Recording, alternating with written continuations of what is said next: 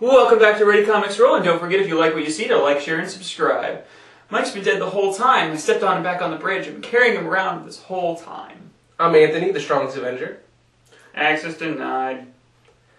Point Break. Access granted. John like raging fire, them like smoldering fire. This is going to be a spoiler-filled review for Thor Ragnarok, so if you haven't seen the movie yet, make sure you come back right after you do. I can say automatically that there was a lot of stuff that I liked about this movie, and there were some things that I didn't. Okay? The beginning... The opening is funny. The beginning was funny. Right there, talking to the skeleton, funny moments. Just kind of monologuing with it and kind of telling his story, because you know, as Guardians, that Nordic mentality have to freaking, you know, heroicize everything they do, and they have to make it sound epic, so it's like, hey, tell the bad guy. The very interesting the bard's not there to do it for it. Exactly. Well, the very interesting thing about this is from the last two movies, they have turned Thor into a chatterbox. Like, he has learned all his sarcasm and everything from Tony Stark, and it's just so obvious now that they're trying to sell him as a funny character. Well, not only that, but they've also made him, not to say necessarily that Thor is dumb, but they also made him a little bit more clever. Like, the whole opening sequence was, we know he purposely allowed himself to be captured, yes, so he could figure exactly how Ragnarok is, to happen, and then single-handedly try and stop it. Yeah. Yeah. I mean, it shows you, like you said, Thor's development. It shows you from being a stupid brute in the very beginning, all the way up to this person who's literally, And he's actually investigating. He's doing what he's doing. And the whole point is not just to kind of look out and find for the Infinity Stones, which again, obviously ties in all the other movies, but stopping Ragnarok, kind of fulfilling that. And when he kind of breaks through those chains, and I think a really good key moment in that scene was when he was just kind of swinging around. He's just like, wait, swing back. He's like, I'm not doing this on purpose. Swing back around. And then the whole calling the hammer, and he tried to like pinpoint those words right, and I'm about to. Oh, I thought I was timing that's what heroes do. Yeah. And like the hammer just didn't come, and he's just like, oh, wait a minute, I didn't time that right. Didn't time that right. That was at least good comedic timing. I do have to bring this up though. So one of the things that I really noticed going through the whole movie is Marvel tried to play like the predictions against themselves. So you had everybody predicting that we're going to see the last Infinity Stone in this, which we don't. Not even in the end credits. Everybody was predicting it was going to be Heimdall, so when everybody saw the trailers and Heimdall didn't have the orange glow behind their eyes, they were assuming that he had lost the Soul Stone, and that's why he lost the orange glow.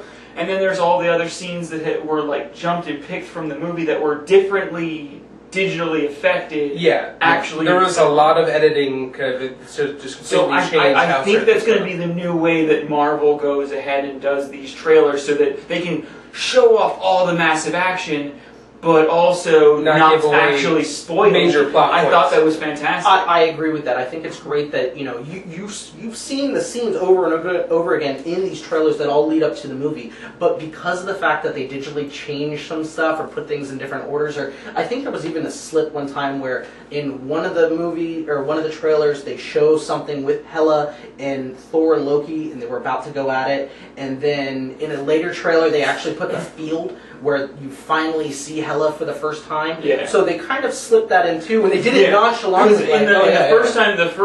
The first trailer that they showed Hela breaking the hammer, it was in Asgard, or at least it was in a narrow alleyway somewhere. And on top of that, it could have been on Midgard. They show you that like she's the one that kind of burns away Asgard and the flames. Well, they at least try to splice it to that, because she does do the flame thing, but it's only in the tomb. And it was also a green flame. This is when she used the eternal flame to resurrect everybody. But the Surtur, everybody was thinking that Surtur was going to be like this main thing at the end, but Surtur is essentially the beginning of the film. They're not entirely wrong. They're not wrong. Because you even joked about that. I mean, I thought they did really well with kind of going, okay, listen, our main villain is Hela. Let's stick with Hela. We're going to do stuff with Hela, and they kind of did it a little bit more unique. Like, okay, in all Marvel movies, the villains kind of seem a little bit flat. and I'm not going to say that Hela doesn't fall a little bit flat on certain points, but she kind of fills the role that she needs to be. She always needs to be this, like, daunting danger that's in the background, that stuff is going on, and then the movie, and you're having fun in the foreground. Yeah. So you always have this epic villain, which, by the way, Hela, 1, looked fantastic, 2, the acting was fucking great, and 3, you felt fucking danger from her because of how good she could fight and the fact that she could shoot these fucking blades out everywhere. Yeah, she's just randomly just like spawning blades out of nowhere, and then as she's fighting all the Asgardians, you see her getting stabbed. But at one point she gets ran through, and she's just like, oh, gods of death. Exactly. God, just killing everybody left and right. Right, but you have this like this villain in the background. They did really well with Surtur to make sure he doesn't overshadow Hela. They put him in the very beginning to have this kind of funny, quick scene. You knew that he was technically the end-all days, and then putting him in at the end. Yeah. You know, which we'll get to kind of more of that as the video goes on. But kind of balancing what the evil was throughout. They did a good job of really balancing how much screen time Hela got, because it was one of those things like, she was an overpowering entity that kind of was on when it came to the and you couldn't have her constantly on screen killing things, because at that point then it would just be redundant and you just would start to get bored. Well, so even the scenes with her and Scourge in the throne room, those were well paced. Exactly, that's what I'm getting at. Because if they would have just continued having more scenes with her or longer screen time, then they would have... Okay, so this is something that I wanted to get into last night when me and John were starting to have an argument after we saw the movie. The one thing that I felt about this, more so than I did with Guardians of the Galaxy, I think this was paced better. The only I'll agree to the pacing, but I still think... I'm starting to re-agree with you about it being funnier, like Guardians of the Galaxy was funnier. I do think this had some really good jokes, and a lot of really good just kind of like things that you weren't expecting, so it was funny. Can we agree that Stoneman, Korg, was probably the funniest character in that movie? Well, that's because the director. Yes, the director, but he's also not the actor, but he's also from Things We Do in the Shadows, I believe. Yes. What I told you guys we should see. Yeah. He himself is hilarious. That's why we have a lot of the comedy that we do in the film. That's why his character is absolutely hilarious, because it's definitely in his style. And although he did a great job. He did an amazing job. Okay. And although I will say, like, in my opinion, like, it's probably the most fun of the Marvel films so far, I would not say it's the best Marvel film. No. To me, and I know it's gonna be considered biased because my love for Captain America, I would still say the Winter Soldier is my favorite Marvel. I would say he's the best as far as total package, story and all. Alright, my issue is, again, pacing has been a Marvel issue for a very long time. They especially with the first Captain America, the pacing of that movie was all wrong, and they did a montage in the middle of it, and fuck my brain. The first one, because there's the intro story, and it's not very often they get the origin story right. Yes, we know, Iron Man, they did it fantastic. Iron Man 1 was great, and then I think we slowly saw a decline over how the quality was. But typically the origin story is the weakest one, Thor being a perfect example. Yeah. But and I think Thor broke the mold. Thor, for me, was really horrible on the front end, and then kind of got gradually better to where it is now. The original Thor, we're not talking about Ragnarok. No, yeah, exactly. That Thor 1 compared to Thor 2, compared to Thor Ragnarok by far was the best out of the trilogy. It was hitting all the beats. For, again, Iron Man, really good in the beginning, kind of started to fade out. Guardian of the Galaxy's, to me, best Marvel movie there is, 1, and then it teetered into, second one was okay, it had its good points or whatever like that. But Thor definitely ramped up instead of ramping down. Yeah, and it's definitely, out of the 3, I think we can all agree Thor Ragnarok is the best of the 3. Not that that was necessarily a high bar set to begin with. Oh, right. So, another thing that I needed to actually ask you, so how do you feel about Ash's weakness becoming Thor's weakness when he meets Doctor Strange? Bookshelves. Yeah, that was great. I loved it, like popping around the room and Strange kind of fucking. We'll get there real quick, but the one thing I do want to touch on before we get back to the main story is, so you remember the whole joke with all of us being that DC's darker when it comes to a lot of their stuff. Well, the issue I have is I feel like Marvel, and I'm hoping this isn't the case with other films, but we said with the trailers that we feel like they're going to kind of ride the coattails of Guardians of the Galaxy in terms of humor. Well, yeah, they were going for that brighter aesthetic. They were definitely going for more like like the '80s Stranger Things. The That's because everything was Tron, and honestly, exactly again, as we called it. It was great. It was great. But I'm just afraid that that's the route they're going to take. Obviously, Infinity Wars is going to be a lot darker. I don't think anybody thinks otherwise. But I feel like because now Thor's got one eye. Yeah, but I mean, it's going to be a lot darker for him. I would be mad at that, but I love puns. Yeah. But yeah, I just feel like I don't want Marvel to make everything kind of like witty humor or even just slapstick humor, just humorous in general. I think there's a time and a place for it to be sprinkled throughout. But I definitely feel like, again, like they were really trying to play hard up on what was successful for Guardians of the Galaxy, and that's injecting a lot more humor, a lot more of the beats that we've seen. Absolutely. But I mean, they had to do something. With Thor 1, honestly, just kind of having a monotone, it was just very flat with a lot of its stuff, not really funny, not really too much action. It had nothing. 2 had at least a lot more action, but it was a little bit, it was definitely darker. There's the grim dark elves, the ether. Exactly. They tried to put everything in a darker tone, more action, a little bit more threatening. And then 3, they're like, okay, let's make this funnier, which, I mean, it's still well, because I think they're trying to put anything in space is funny. Okay. Space is funny, guys. Space is funny. Yeah, sci-fi. Okay, I have to say this. One of my favorite scenes from, and it's been permeating in my mind since last night, is Hulk jumping out of the spacecraft and then landing on the Rainbow Bridge, that was funny because I called that only because, again, that's the way the humor has been. Well, yeah. Exactly. Okay, and so I'm like, you know what, Banner's just he's gonna break his neck. He's gonna splat on that bridge, and sure enough, oh yeah, that was great. I don't know. I think my favorite point in the movie actually wasn't even a funny part of the movie. My favorite was just it had a very 300-esque tone to it. The Valkyrie scene. Yeah. Where literally Loki slams his hand against Valkyrie, trying to be like, "Oh, well, let me see what's in your mind. Like, I want to know more about you."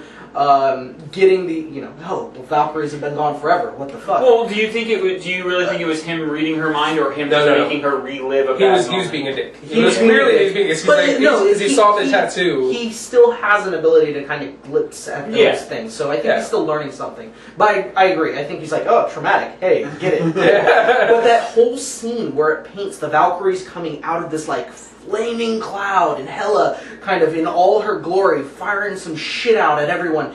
That fight scene done in that slow motion, very gritty 300-esque style, to me, artistically, was a beautiful scene. Yeah, that was. And it also very really fits, at least that particular scene, the whole Thor aesthetic, because the whole, like you said, the whole 300-esque thing, and it's very it Norse mythology, yes. Asgardian. And it fits very much with the ending of the last Avengers movie, what the hell, Age of Ultron. Why couldn't I think of that? Which they did have references to that. Yes. But the fact that it takes 2 years after, takes place 2 years after yes. Age of Ultron, almost exactly. Yeah. And I went back and rewatched that. There isn't he just kind of flies off. Yeah, he flies. There's no manual direction. He just flies off. They didn't retcon anything really. Well, that's what they're saying, because they had him say, okay, he flies off, because the original ending, the way they were supposed to cut it, was he flies off towards the sky. Well, it doesn't really matter. So that's he can just fly straight in and just turn up. Remember, there's the whole line that Nick Fury says, I hope to get a postcard from Fiji or whatever. He makes a comment about the direction he's going. Yeah. Not leaving for space. But I mean, at that point, why? It shouldn't really matter. That isn't something you need to retcon. Is him heading in the direction of Fiji? He could turn up. He's the goddamn Hulk. He doesn't have to know how to fly. Yeah, they didn't really need to. He could have sat in the back of the ship, and the ship could have just gone like this. Or like in the comics, he could have been standing on top of the ship, punching asteroids in his way through space. Yeah. Well, okay, so that brings us to a very good point. The fact that they're melding this Ragnarok with Planet Hulk. And there were a lot of things that they took from Planet Hulk, and then of course they changed a lot to make it fit the Thor mythos for the movie. A couple of things that I really liked was that, okay, we didn't get a Beta Ray cameo, but we got the sculpture of his head on the tower. Okay, first off, that's any Corbinite. That is a Corbinite. Yeah, I'm not but going it was more likely. It was more likely him, but I just want to, because I would rather see him a real cameo than, because of course, you know, Beta Ray, the better Thor. Okay, but just having those sculptures kind of put up on the Colosseum, the simple callback to the planet itself was really cool for Sakaar.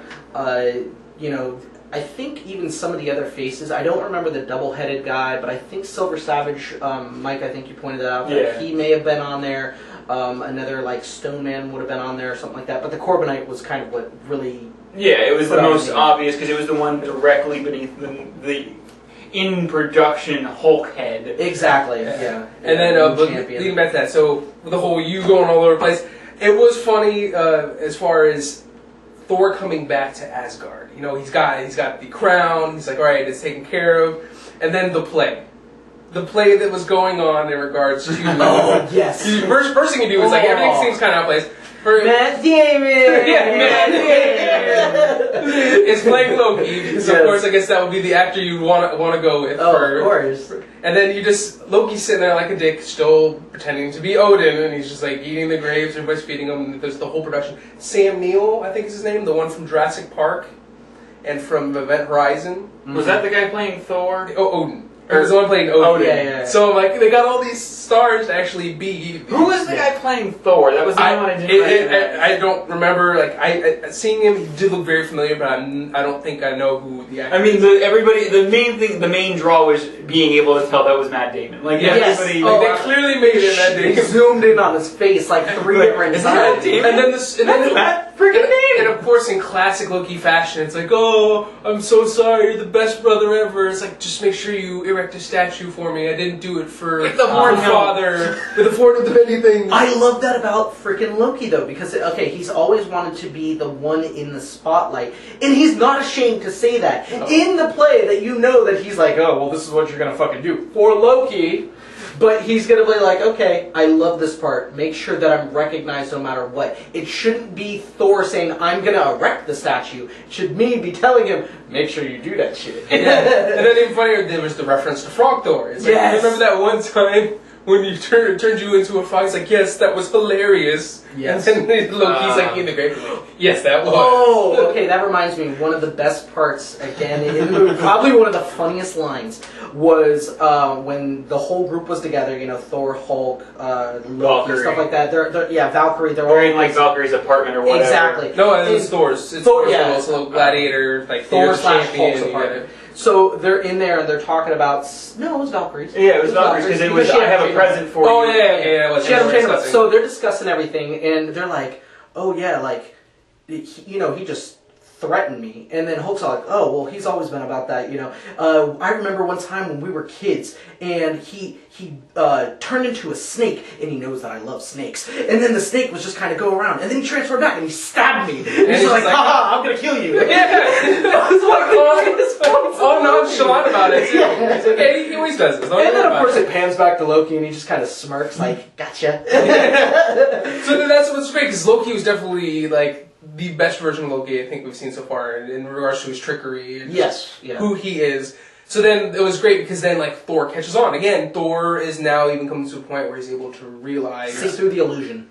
Exactly. So then he's just, like, he's throwing his hammer around, his intimidation, and you kind of just see, like, Odin... Yeah. Kind of just like getting a little bit nervous, and he's just like throws it off in the distance, and he's like, "Oh, then you know, no matter what, the hammer's gonna come back to me, even if your face is in the way." Yeah. And he's like, "Don't make me do this. Don't make me do this." He's like, "Come on, brother!" And then finally, right before the hammer comes, he reveals himself, and he's just like, "Oh, son of a bitch!" Right. It's like, why would you do this entire time? I warned you. I thought you were dead. Mm-hmm. I gotta say, and this is kind of sidetracking from those funny moments, something that I really wish kind of occurred that didn't in the movie, when Hela is going through and she breaks through to summon her undead army and reawakens Fenrir, don't you kind of wish that, okay, she has her army, which is great, but to really expand on that power, all the Asgardians that she killed, Slain, don't you want her to like raise them? Like Well, all of a that's sudden, what I was waiting for that part to where when she kills everyone, She raises them. all of a sudden while she's monologuing, you just see everyone start raising. Yeah. You know what I mean? That would have been cool. That's what I thought was really going to happen because, I mean, she literally ends the Warriors 3 as the first thing she does on I was that. so Which I sad know when I that saw I was that. going to say that hurts the both of you. I don't give a crap about the Warriors 3, but Well, I like Volstagg. I don't give a shit. I like Volstagg. I Hogan. applauded it. I applauded it. Fandrel's kind of a prissy little... But I applauded Hey. it. I applauded it for the simple fact that finally they're at least doing something like actually meaningful. Also, I have that's to where- point out something. They had somebody else playing Fandral than who played Fandral in the last 2 movies.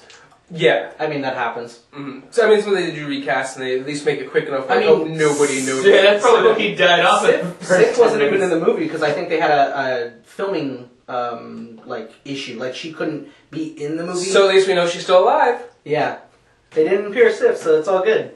Yeah. So, but that it may be his love interest later. Who knows on the next? There was with Thor too. Though, you know there's like you could see there's a little bit of chemistry between Right. him and Valkyrie as well. Right? And with the cutoff to Jane Foster, it kind Which of is funny because then going to that. I broke up with her. Yeah. So getting to that, we have When that did he scene- turn Russian? It's fine. It's fine. So we have the whole scene to where it's like, all right, well, what happened to Dad? And then they immediately cut to the old folks' home that's being torn down. He's like, so where is he then? Is he out on the streets? Is he in the building that's being demolished? And then he makes the comment about like witches, and it's like, well, when he looks to Loki, he's like, well, you're dressed like one. Like the little childhood Yeah. banter between the two of them. Yeah. And then just out of nowhere, you see like the little porthole open up, and then Loki falls through, Falls through. and that's what leads to the whole Doctor Strange thing. Which, Mhm. the moment Alejandra saw that, she was just like, "Oh my god, it's Doctor Strange!" Oh my gosh. But it was we knew Benedict Cumberbatch. Yeah. like cucumber, Cucumber whatever. batch. I honestly though I think he's great. I think He he's is- the perfect he's great. typecasting for Doctor Strange. I mean, So, that's the one thing. I'm glad Marvel with that. seems to be on point when it comes to casting. Oh, yeah. I don't think that's anything. That, Well, because it's one of those things, you can't see anybody else as Iron Man, because No. Robert Downey Jr. is He Tony is. Stark. He Well, he is- is Tony Stark. Like, Yeah. He's Earth legitimately. Prime's version of Tony Stark. That's all I'm saying. Is he's Yeah. legit Earth Prime's version. I mean, and you have Chris Hemsworth playing Thor, and it fits. fits. I actually really do like Mark Ruffalo as Hulk, yeah. or Okay. as, at least as I'm- Banner. He's a little bit too big to be Banner in like the way that I always view Banner. I'm gonna say I like Ruffalo. Yeah. I miss I Edward. have nothing. I miss Edward Norton. Thank you.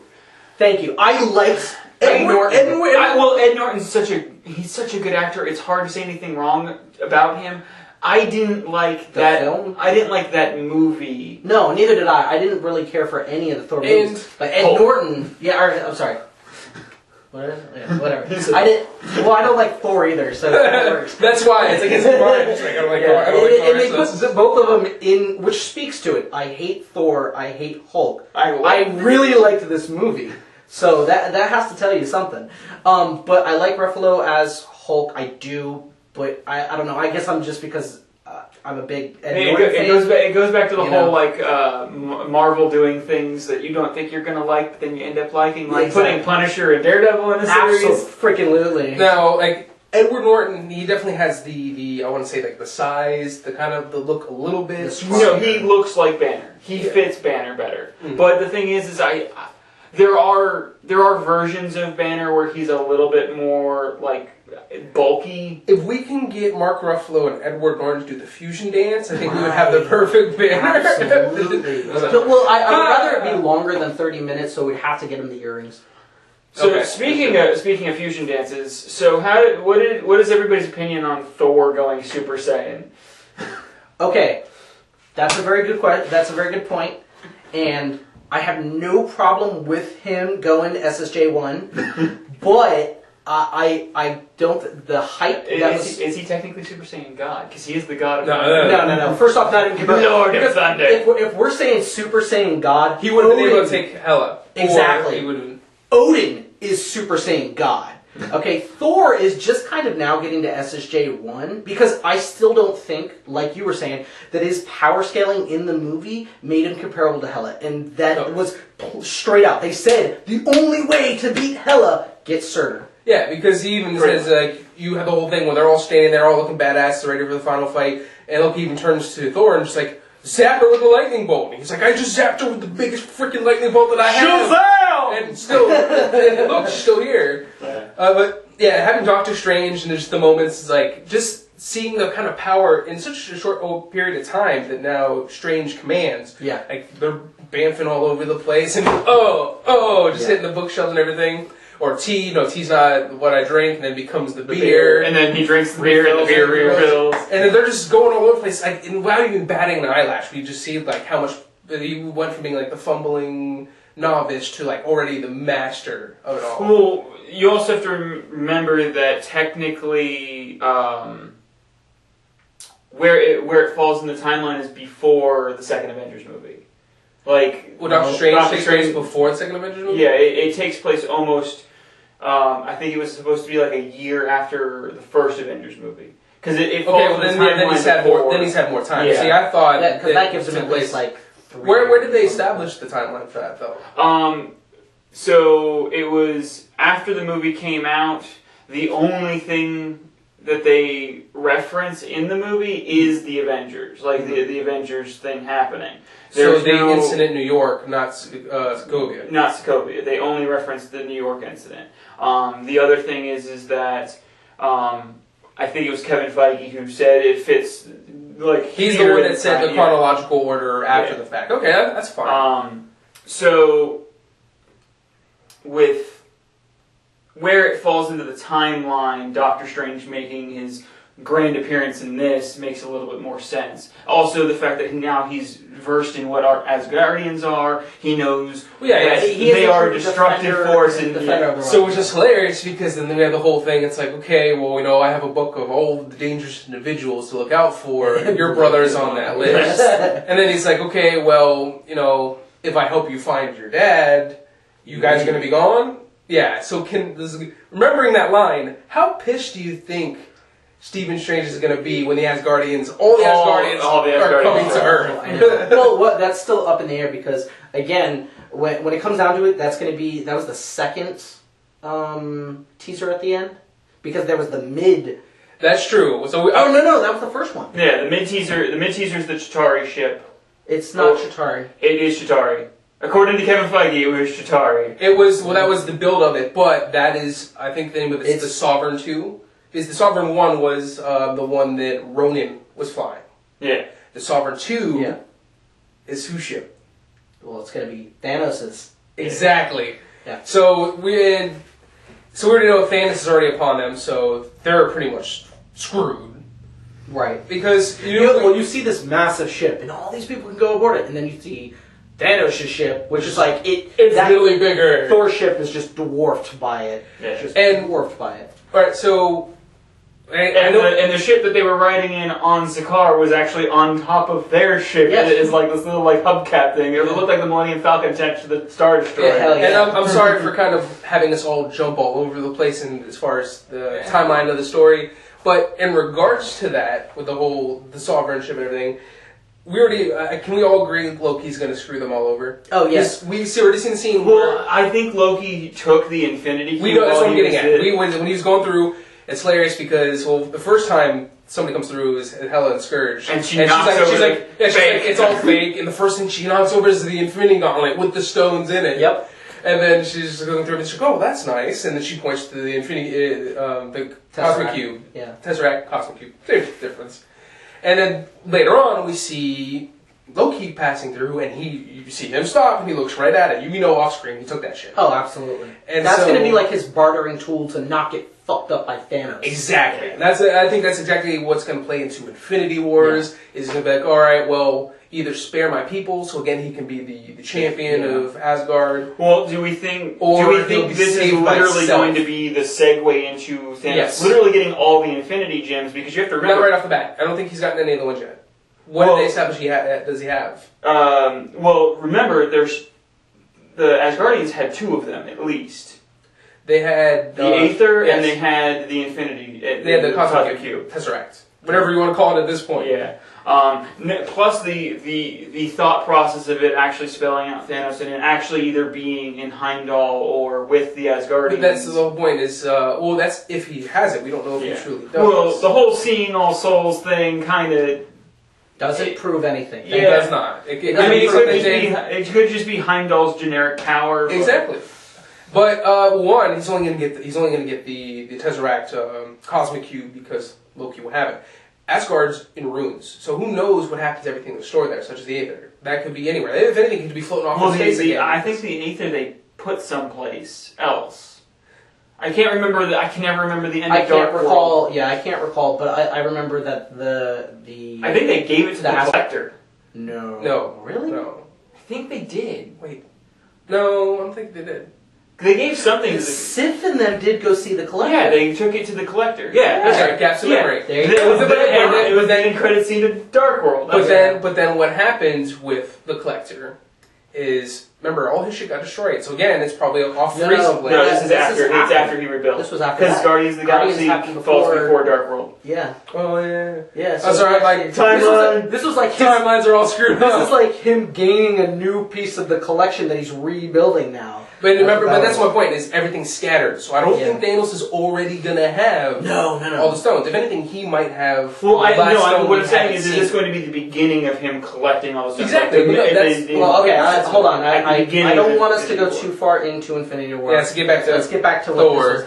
But I want to go back to what you were leading into with Doctor Strange. Hey, if I help you find your dad, then you guys are going to leave. And then they go out to, he ushers them to the place where, Odin is out in the field, and he's... Norway!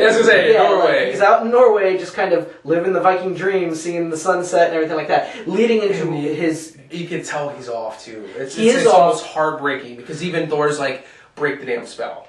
And he's just like... I don't have a spell on it. You could just see the look of sadness, and like even just like pain in Loki's eyes, and he's just like, it's not me. It's not me.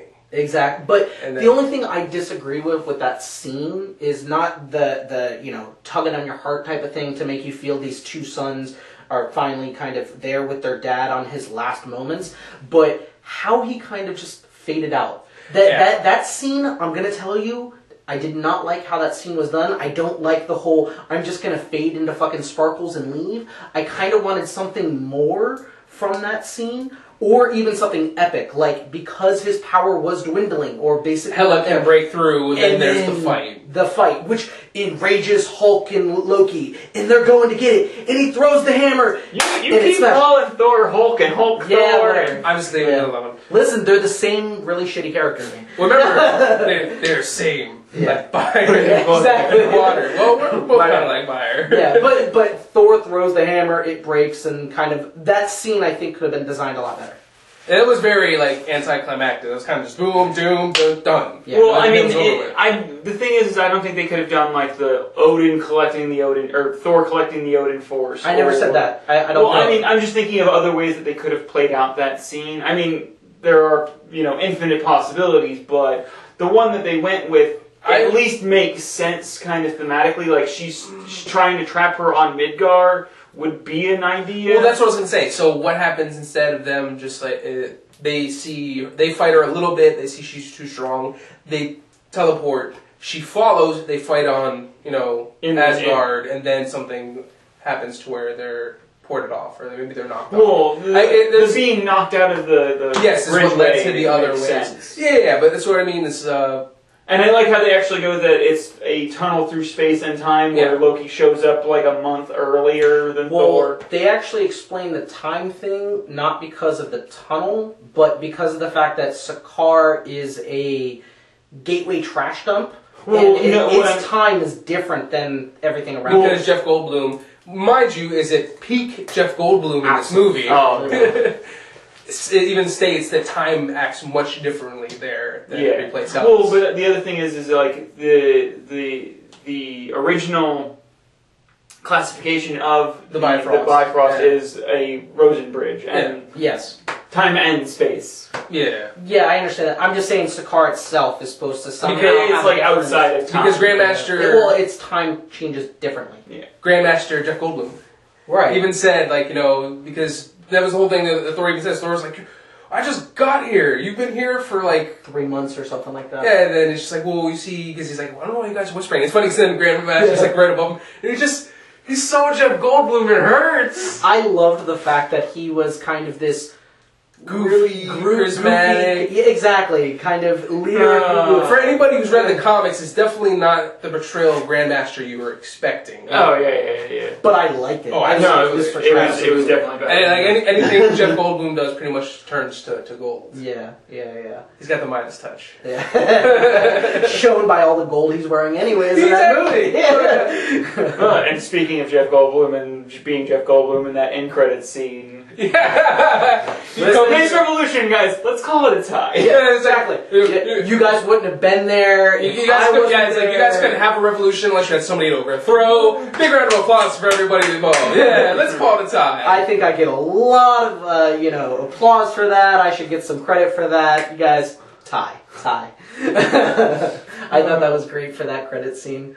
But even just, they're both thrown out, like, as far as the Bifrost is concerned. Yeah. Because Hela follows. And I think we all kind of saw that coming too, because she's just a powerful being, and there's enough time the Bifrost usually lingers that she's could have just jumped in and came after him. But to see her just be like, Loki, get the fuck out of my face, oh Thor, wham, wham, wham, they're fighting each other a little bit, then he kind of falls out, and how that plays out. And that's how we get to that whole trash planet, and just seeing the cannibals with their funny out. Oh my god, they're all fucking Ewoks! They were so Ewoks in that! And it's funny because Alejandro's kind of she's like, well, I want to call them the Second Ravagers because she wanted to give them a name. I'm like, no, they're Savages. I'm like, they're Savagers. That was the name of the movie. We're not Avengers, we're Revengers. So cringe-worthy. Yeah. But there were a lot of things, like I said, that were good about the movie, and then there was definitely some things that I disagreed with and I didn't think that were that great. The Odin death. I'm trying to think of something else off the top of my head. I guess there wasn't really a lot that was too bad with the movie. No, like I said, I think that some of the scenes could have been done or painted a little bit better. The fight scenes were really cool. Yeah, so getting that, so he gets captured, and then Valkyrie shows up, and she's like so drunk, she's like, you have to go through me, and just like falls off the side of her own little rampway. She's going to deal with the Savagers, and then just seeing an awesome ship. And she's actually controlling the Gatling guns on her ship, just blows them all away. And then just, again, the slapstick humor. So you see Thor, he's caught in the net, he's getting electrocuted, he's free, he's like, oh great. Then she throws the little thing into his neck and then zaps him, he's just like, just convulsed. Full on paralyzed. Okay, one thing I think is absolutely hilarious that they put in there is when he's sitting in the chair and they're doing the whole... You're about to meet the Grandmaster in 5. Did anybody get the reference to that? Please tell me. Yes, Willy Wonka and the Chocolate Okay, I just want to make sure. The funny thing is they even played the song They too. did! And then even when it's like 5, 4, they did the thing where he... Speeding up, going and through. then everything becomes warped and evil looking. Yeah. And then he's just in a room. And then he starts screaming just like G-Modders. Yes. I was like, God damn it. Mm-hmm. That was just... Yeah, the movie had a lot of They definitely throwbacks, played all on that. nostalgia. Like, we knew they were going to... But at the same time, though, they played on nostalgia and they did a lot of fan service, but they did fan service in a really good way. Yes, it was very natural. It didn't take away... It just works just seamlessly with the rest of the story and everything. Absolutely. We'll have to really see where it kind of starts to go from there. The melty stick. Yeah. Oh my God. That was probably one of the finer moments. Why are you giving me the melty stick? It's not a capital. Exactly. He spoke out of turn. That's not a capital offense. Oh my God. But that's the first thing we see with the Grandmaster. So we see Jeff Goldblum. He's like, ooh, I want to get closer. I want to see him. So he gets closer. He's like, walk with me, and the seat that Thor's in follows along. And then that's when you apparently run into one of Grandmaster's cousins. He's like, oh, cousin, I pardon you. I pardon you of your life.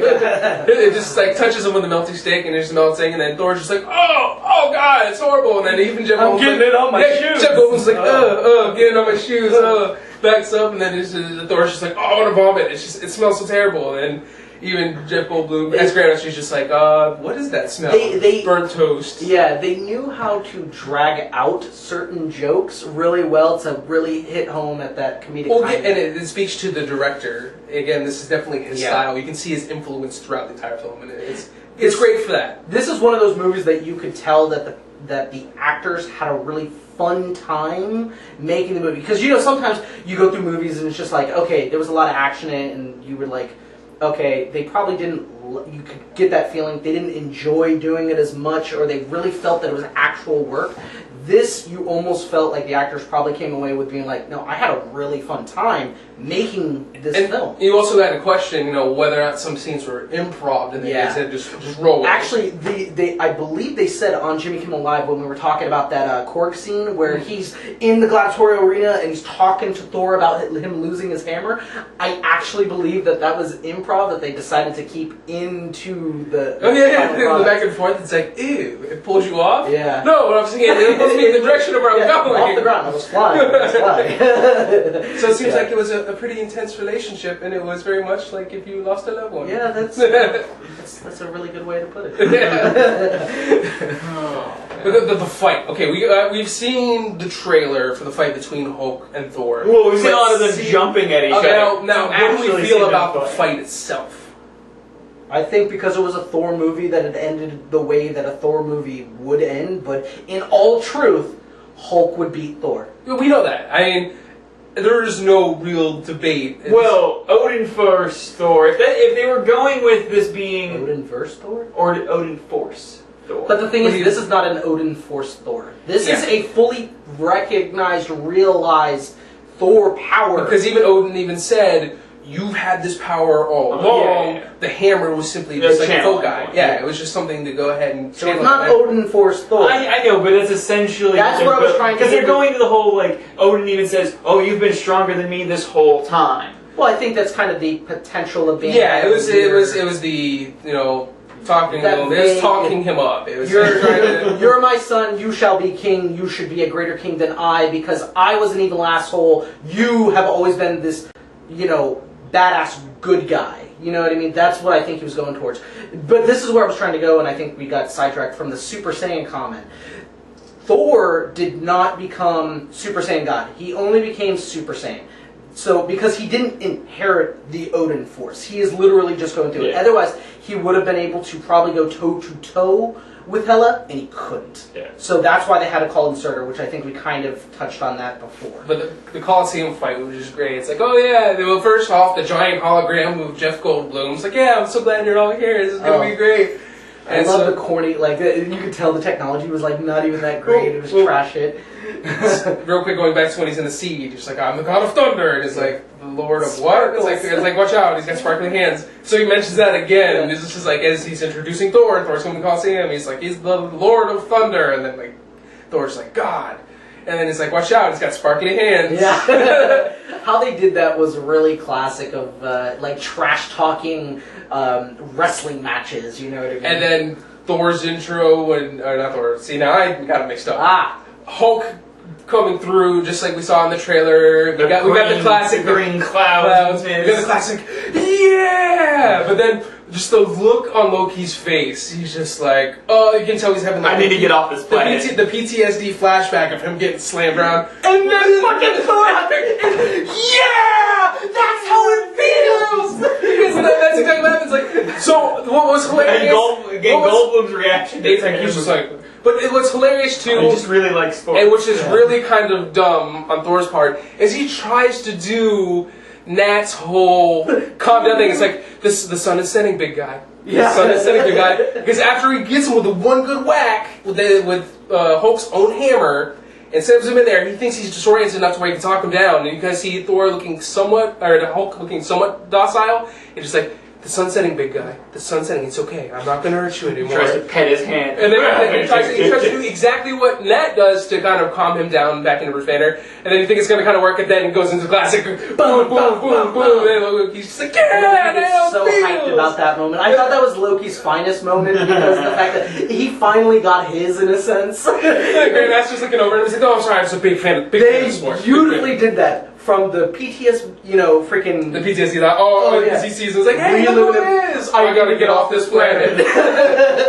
And then going to that was great. Then, of course, poor Thor is the one who ends up getting shackled up and becomes a gladiator. Yeah. Loki's, of course, living the high life. He's already gained favor from the Grandmaster. But that's classic Loki. That's what I'm saying. That's what I'm saying. Of course, and you need to see it because you know he's the Lord of Tricks. Yeah, he's gonna make it work no matter what. Yeah. But so seeing the actual fight, I think the fight was done really well. Like you just see like every weapon that Thor tries to pull out just gets smashed. Defense. He has nothing he can really work with. My only thing is I thought that they only added a few things that were pretty good in that fight, which was that they expanded upon. Other than that, you kind of saw a lot of that in the trailer. That's the only thing that I guess that's another trailers. That wall ride hit was good. Yeah. That was. And then like the kind of dramatic scene where Thor's not gonna die, but just like they kind of went so much slow motion where it's like Hulk's just smashed him, going into the ground. You can actually see. Which I want to go back to one thing: Hulk's entry into it. We saw the movie at RPX Theater, and just how the deep noise and the rumble across it. We were sitting there and you feel Hulk coming out, and you're like, all right, no, I get the build up. Fucking let's go. Let's get this shit on. And then he busts through, and it's like boom, and you're like, all right, cool. The fight's gonna happen. And then that's when, of course, Thor goes Super Saiyan. It's like lightning bolt slamming around. We see the classic. They changed it up yet again from digital. Because digital, he just did a normal punch when he's leaping towards Luke. He had the helmet on in the trailer, and he didn't have any of the lightning craziness going on. Yeah. But now he does. Now he's utilizing his full power. But it's still, even with the even with the lightning Shoryuken, we all know that realistically that wouldn't. Okay, so what we're basically covering is the fact that this movie stole two moves from Street Fighter and Mortal Kombat. They did the Shoryuken for Thor, and then Thor also did Raiden's spin later on. On the Bifrost against all the undead. He's just like because they played they had to play the Immigrant song for a second time. Exactly, they had to. Yeah. Well. It does fit. It does fit. And to be honest, they only had when I saw the end credits, they only had 6 or 7 licensed songs, and then they had one that was just because the rest of it was nothing but synthware. Yeah, it was pretty much. But then for the fight to be cut short, I think we all felt the same as the arena when they were like, "Oh, boo!" Because and so abruptly, it's like, all right, he's kind of going to beat the Hulk, which he really shouldn't be able to. Well, Grandmaster just like, nope, stopping this. Then another day, another dog. Was it Tiki or? I feel bad. Stone guy. I don't. Cord. Yeah. Oh yeah. The bug was Meek. Yeah. Nothing of what I just said. Good nope, job. Not at all. Totally out of left field. At least you're not, switching Thor and Hulk. But it's really similar, brutes. But it was funny, that line, because it's just like another day, another dog, which is a reference to the fact that there was another champion by the name of Doug who tried to fight Hulk and just got murdered. Yes. So that's what they felt was going to happen. Hulk does his, super jump down into the slam punch, and then the last thing you see is Thor's hand go up to stop him, but he still took that punch. Maybe it was like, stop hitting yourself. I was waiting because there's a scene in the comics, and it's actually with Mjolnir in hand. But I was waiting for Hulk to catch Thor's hand when he had Hulk's hammer, and just use it to pummel him in the face. So here's the thing: we can finally put it in stone. We can make a tombstone tablet for Meow Meow.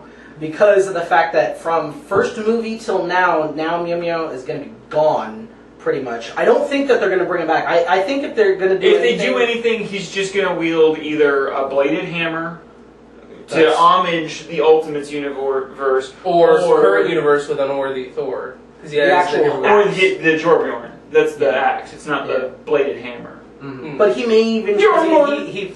He basically picked up, Odin's spear. Yeah, so he kind of has Odin's spear, and he has his fully realized. I think it's one of those things. He has an array of weapons. He can kind of do a few different things. Well, even in the comics, he's proficient with other weapons. I understand. This is really good. I think that they're like, all right, we're moving past Meow Meow. Yeah. Well, here's the thing. I don't think he's going to bring Gungar into Infinity War. I don't think that would be like. Well, in that sense, you're absolutely correct because I think it blew up with the Asgard homeworld. No, I think they had it out. He went on from the ship. spear to swords, Yeah. and then he went to fists. Oh yeah. But to that, so And then back to swords, and then back to fists. so Fisticuffs. Thor wakes up. He's now in kind of the penthouse suite that Hulk's there.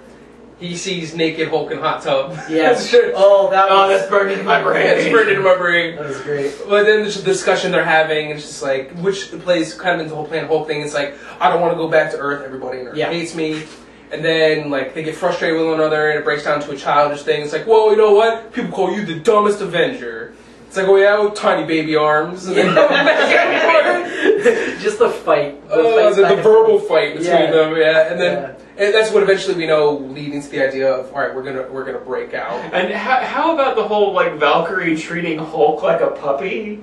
Yeah, Just comes in and plays with big it. guy. Just trips him up and kind of plays with him. It was kind of that, and then once he turns into Banner, I think I know you. I think I know you too. But yeah, Now I'll show you who I really am. Oh, and speaking of that whole part, it's how much more are we going to get of this whole, because they like briefly go over it, and then Banner has a good amount of screen time, and then he goes back to the Hulk. But during that time frame, Banner is constantly going through this thing where, okay, I just spent like 2 years out in space as the Hulk. I don't know what's going on. Hulk was driving the entire time. I was stuffed in the trunk. I wasn't even sitting in the back seat. And he very much addresses his biggest fear, which is something that happens, which if he turns again, he's afraid it's Hulk. It's Hulk. Exactly. And again, because we have then Hulk helps Thor get rid of the leash, so to speak. He breaks free. Yeah. They find the Quinjet that he came in on. And that's where we get the Age of Ultron reference. It's where, well, one thing is the Quinjet itself. Well, and you also get that the video recording with Ned. She's just like, come back, big guy. Everything's fine. We did everything. Come back to me. Then we see the video of him, and he's like, as the ship's kind of just rocketing into space, and he's trying to stay in the back of the... Exactly. And then, of course, the funny part when Thor's in there to begin with, and he's just like, Thor, God of Thunder, Thor, strongest Avenger, access the night every time, and he's just like, Point Break. And then it works. It's like, I hate you, Tony Stark. Gotta love Stark. He's like, hate you, Stark. Yep. Point Break. And then, of course, when Banner comes in, because first we see the video play first, because he's like, no, friend, no leave, and he's destroying the Quinjet, and Thor is just like, no.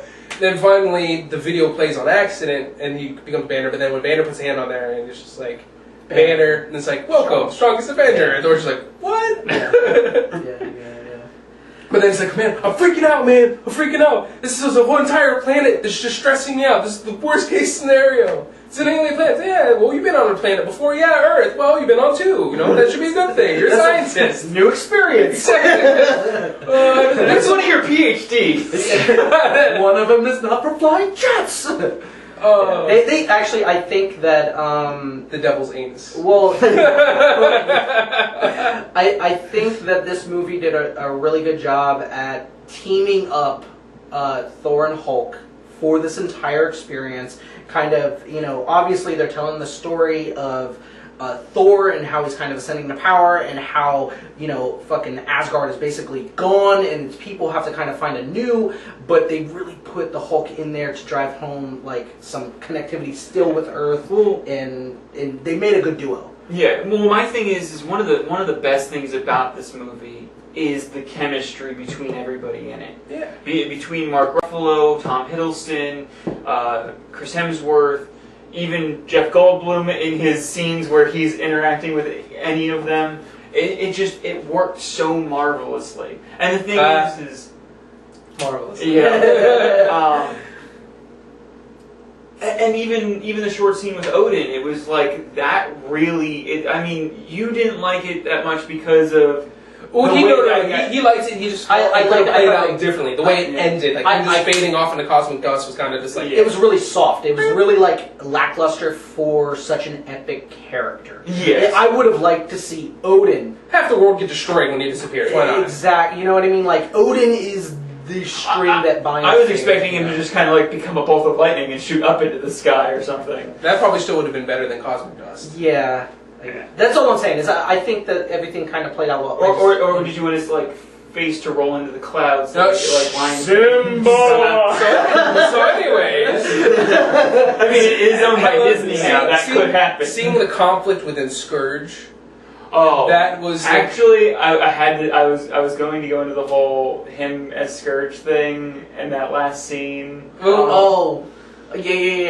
So we see him at first, and he's like, for one thing, he's already screwing up on the job. Yes, because he's taking the place of Heimdall, and then the sword's there, and like Thor's calling out like at the very beginning after he's already fought all the demons and everything. He's like, "Get me out of here!" And finally he pulls him in there. But is this important? He's too busy. Yeah, like the chicks that are there with him, they're like, "Hey, should you be picking that up?" Yeah. And he's not paying attention. Too busy showing off. He's like, "Look at all these weapons I've amassed. I call these. I forgot the names he gave them." Death and Troy. Yes, because when you put them together, they destroy. That's what it was. Yeah. I got these from Midgard. He's got 2 assault rifles. Did you recognize the 2 girls from the beginning of the scene at the end of the movie when it's the 2 groups squaring off and literally they're staring down Scourge? Mm-hmm. No, I didn't notice that they were there. Yeah, they are literally the front 2 people in that background characters or background characters. Background characters. But no, the only thing that I didn't care for with Scourge is that I don't mind the conflict that he has, but I think that he should have actually had this okay, well, that's survival instinct. I'm on the winning side, and then do some stuff, and then start to feel that. I think they drawed out that. He was conflicted throughout. He was conflicted through the entire thing. I just didn't want to see they should have had less shots with him than if it was going to be drawn out that because long. He wasn't. They kind of did it to where he was meant to be a more important character, but he wasn't. No. So it was weird that they gave him as much screen time and his what they didn't even. Well, it was Carl Urban. But they didn't even reference him to the Doom reference. When he's on top of the dead bodies and they're coming at him, he's just like classic Doom guy reference, like on the front covers where he's just going at everything. I'm just saying you're absolutely the fact that he was in Doom. Yeah. That's what I was getting. But you're absolutely correct. It's almost seemed like they wanted to make him a main character or part of the main character cast to interact with the cast, but they never did. Because even when everything goes through, he's just like, I think the only person he talks to is Heimdall, and then it's just like, ha, give me the sword, and then that's kind of that's his important role, and then he dies and no one fucking makes reference to it. No. He is literally not even a background character. He's trying to. He's Richard. Yeah, he's this background character who's trying to get more. To be honest, he's Scourge, and that's the thing. Scourge's whole thing is, he tries to fit in, and when he doesn't fit in with the Asgardians in the comic books, he ends up becoming Enchantress's executioner, and spends so much time as executioner that he forgets what it is to be Asgardian. But then when Enchantress comes back to Asgard, I'm just saying they dragged out way too many mopey scenes to make him. I'm just saying. I don't think they dragged them out though. Yes, that Odin scene was a little long, but the Scourge scene was just I'm gonna fight until there's no fight left, and that was it. No, I'm talking about him, his character. They put him in too many scenes, acting mopey and remorseful for what he's going to do. Yeah. But he never actually does anything. That's his point. That's his point. But that's the point. If you're not going to do anything, then why are you acting like a mopey bitch the entire time? If they wanted to do that, have him very beginning, you need to be on my team? Okay. Come down, here's an execution, I'm not going to get to do it? Kind of saved me. Final fight? Lead the charge? Nah, fuck this. I'm going to join the other side because the remorse isn't there. 3 scenes. They could have put down the 5 to 3 and it would have been more acceptable. Alright, I feel you. So that going back to the whole thing where Hell even shows up in the first place, is we kind of shied away from her even though we said she was awesome. She first arrives and like you said, she kind of dispatches 2 of the 3 already. And then Scourge's like, oh, I'm just the janitor. It's like, oh, well, you seem like a smart boy. How would you like a job? And that's when it leads into the whole executioner. She's in the throne room. She sees kind of the little mosaic, the little painting at the top that kind of shows how pretty and everything, great everything was. She throws her blades. Homaging to Odin, Thor, and Loki. Yeah, exactly. And then it breaks apart, and it's really just darkness and showing the destruction that she how Thor was before people, or how Odin was before. Exactly, the real Odin. Yeah, and it's like he banished me because my ambition was Ambition too great. outweighs. You know, it's like he wanted just the 9 realms. I wanted to kind of do all of them. And Yeah. he'd Well, this is the first time that they've actually acknowledged there being more than the 9 realms. Like the tie-in was, or the previous statement was that there are only 9 realms. Now that we know there's more out there, there's more. they're going to start introducing, and that's the thing. Like Sakaar is supposed to be outside of those 9 realms. Yeah, but technically, the Bifrost goes by it. It's kind of displaced in more ways than one. Yeah. And then that's what we have is so then, you know, everybody has to take refuge in this, was supposed to be, I guess, relatively unknown area, at least at first. And that's when Thor's calling out to Hemdale and just like, no, I need your help. I need to figure this shit out. I need to get back. And he's like, all right, well, no, you're in a land of portals. And it's like, all right, well, which one? The big red one. And then that's when they do the whole escape. Oh, you mean the Devil's Anus? Well, I didn't know that's what it was called before I picked it. I just know that's where we need to go. Yeah. They're making flight. They go to steal the Grandmaster's best vehicle. And of course, Loki pulls a Loki. An orgy vehicle. It's an orgy vehicle. Grandmaster's best vehicle is an orgy vehicle. It's a party vehicle that he sometimes has. Don't touch anything. Don't. Well, it's in classic fashion. Loki goes to betray his own brother, but then of course he's just like, and then I love that they basically kind of say exactly what everybody's thinking. So he goes to zap his brother. He finds out it's not there. He flicks it. It's on Loki instead, and he's like, oh, and it zaps him. So Loki's now the one convulsing on the floor. It's like, now you know how it feels. And he's like, oh brother. He's like, at this point, you're just so predictable. I know what you're going to do before you even do it. That's the thing about growth. You know, you learn, you change, you adapt, but you're always just going to stay the same when you easily could have been so much more. And it sucks because that comes almost immediately after, like, the whole touching scene about, like, you know, I thought the world of you, I thought you could be something great, and unfortunately we are who we are. You kind of see Loki kind of be like, damn, like, because why didn't I put more thought into this? You thought that, like, he was feeling sorry about the situation, but instead he's just, like, he probably was feeling a little bit sorry about the situation. The reason why he's feeling sorry is because he was going to betray him. Yes. But then they're making their getaway. Yes, you find out it's like, it has no weapons. Pushes a button. It's like, oh, like Banner's like, this looks like a weapon. It's just like it's a little explosion. It's my birthday. This is fireworks and it's like the thing going around. Oh my god, the orgy vehicle. Then we get the awesome scene of Valkyrie and Thor just bouncing around from ship to ship, just destroying them, being badasses. Yeah. Until they like jump in an actual Asgardian glory, just kind of like. And then they have that scene where they're standing face to face, and she's like, that's the thing. So you see, there's like something, a little connection, because even throughout the movie, but that was the scene that kind of sealed it. yeah. So again, especially when they finally make it to Asgard, and he gives her original garb, her Valkyrie garb. Hey, look what I found in the armory. Yeah, this is for you. Take it. And then we have the full battle coming on, and then there's, you know, Valkyrie shooting at Fenrir, and it's like, the big dog just won't go down. Don't worry, I have this. Crack neck. And then we knew he was going to turn into the Hulk at that point, though. And then, like, Fenrir's right almost on top of the people, gets dragged, they're fighting it out.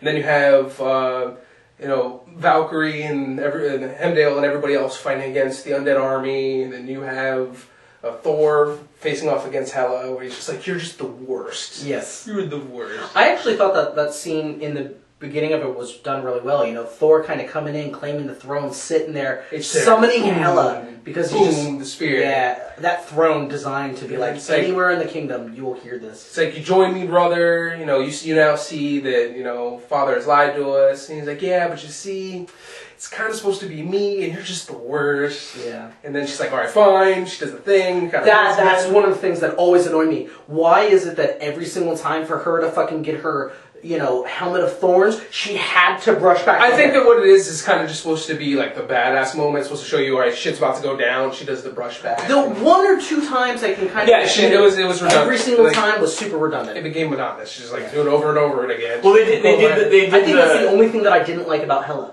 They did the shadow one where you see her standing there and then you see the sprout. That, I mean, they at least didn't do it every single time. Okay, like 99.9%. Anytime you actually saw her transform, like on screen, not in shadow, she did the brushback character. So then there's so much chaos going on, because then you have, you know, the fight between Hulk and Fenrir in the water, the Bifrost, the craziness of the Bifrost bridge, that fight going on, and then Thor and Hela in the throne room, and then she's antagonizing them. She's like, stop hitting yourself, stop hitting yourself. She's beating the crap out of him. It's like, what are you the god of anyways? And then he's just like having flashbacks to dad. He's just getting angry. He's like, he has a water boy moment. Blasts her with the biggest lightning bolt he can. Mm-hmm. And then and ultimately it leads us to where we are at near the end, him acknowledging, I can't actually beat Hela, we need to get Surtur. Yes, because Loki plays out the whole Loki comes out of nowhere to try and save everybody, because of course it's goddamn Loki, and he's like, your savior has arrived! Well, that's with the whole ship and everything. Because he arrives with his ship with the gladiators. But he still even has that moment. He's the one who, like, Thor knows, hey, I'm gonna fight Hela with Valkyrie.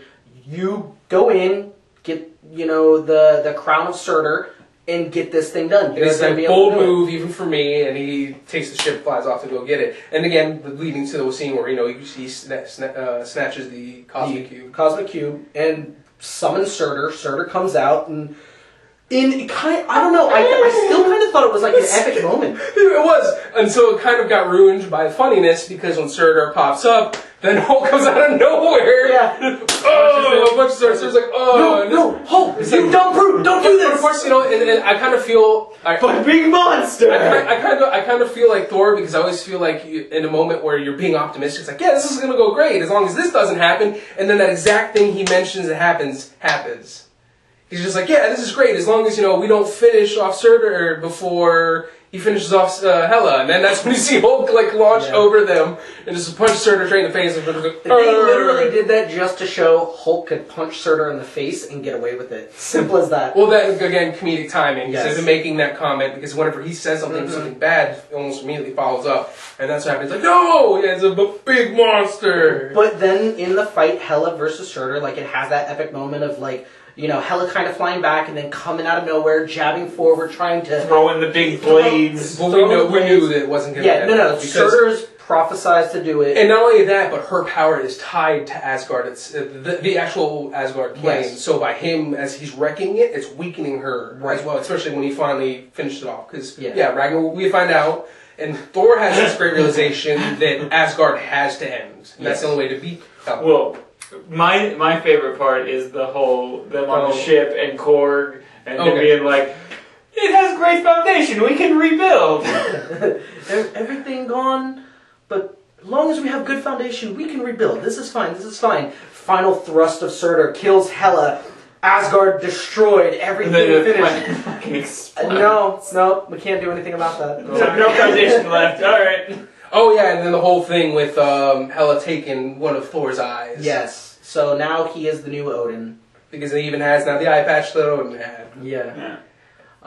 But that, of course, leads out to the end of the film where we have the giant Thanos ship, or at least we theorize. It's Thanos most ship. Likely going to be Thanos ship. And then the Grandmaster come back at the end and being like, hey, Ty, everybody. Which he's going to survive that. Because we haven't seen his true power in action, but I'm pretty sure it's probably the point where he's going to be like, take this, Savagers.